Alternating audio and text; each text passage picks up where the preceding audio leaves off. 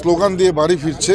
নিশ্চিতভাবে বলতে পারি যে কর্মীরা যেভাবে বুস্ট হয়ে ফিরেছে, বুথে বুথে গিয়ে আমরা সেটার বহিঃপ্রকাশ দেখতে পারবো, তাদের আরও বেশি আমরা অ্যাক্টিভ দেখতে পারবো এবং নির্বাচনের জন্য যে মার্গদর্শন অমিত শাহজি করেছেন নিশ্চিতভাবে সেই পথে আমরা এগিয়ে যাব। দাদা, আর কিছুদিন বাকি রয়েছে এই নির্বাচন, যেখানে দেখা যাচ্ছে যে কয়েক চুলের ফারাক, সেখানে এসআইআর চলছে, নিবিড় বিশ্লেষণ চলছে, তো সেক্ষেত্রে দাঁড়িয়ে তো 28টা টার্গেট তো বেঁধে দিয়ে গেল, কটা সিট হচ্ছে এবার?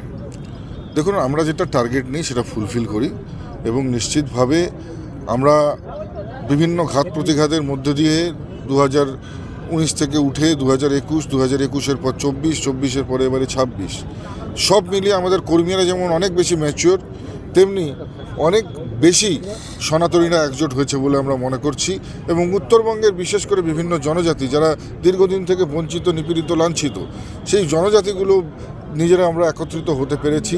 আজকে গোর্খা থেকে শুরু করে, রাজবংশী থেকে শুরু করে, আদিবাসী থেকে শুরু করে বিভিন্ন জনজাতির মানুষজন সবাই একত্রিত হয়ে একজোট হয়ে সবাই শপথ গ্রহণ করেছে যে 2026-এর নির্বাচনে উত্তরবঙ্গের মাটি থেকে তৃণমূলকে যেমন আমরা বিদায় জানাবো, তেমনি পাশাপাশি দক্ষিণবঙ্গের মানুষও কিন্তু প্রস্তুত। কারণ আমি দক্ষিণবঙ্গের বিভিন্ন বুথ থেকে শুরু করে বিধানসভায় ঘুরেছি, দেখেছি সেখানে যে দক্ষিণবঙ্গ উত্তরবঙ্গ মিলে মানুষ মানে এমনভাবে প্রস্তুতি নিয়েছে যে এবারে নির্বাচনটা যেন একেবারে একটা বলা যায় যে শেষ নির্বাচনের মতন।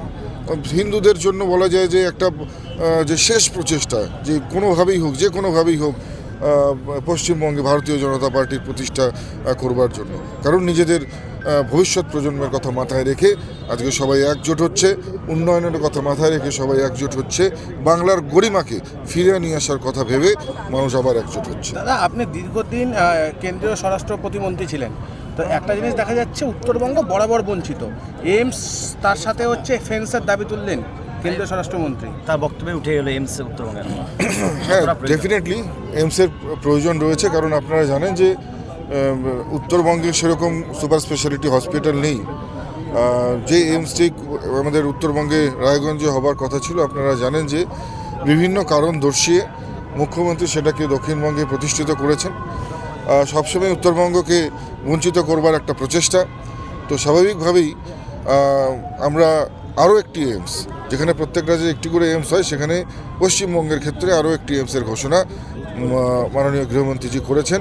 সেটার প্রস্তাবনা রাখা হবে এবং নিশ্চিতভাবে যদি মুখ্যমন্ত্রী জমি নাও দেন, আমরা সেন্ট্রাল আমাদের যে জমি রয়েছে, কেন্দ্রের যে জমি রয়েছে, সেই জমিতে আমরা যে এইমস আছে সেই এইমস আমরা প্রতিষ্ঠিত করব।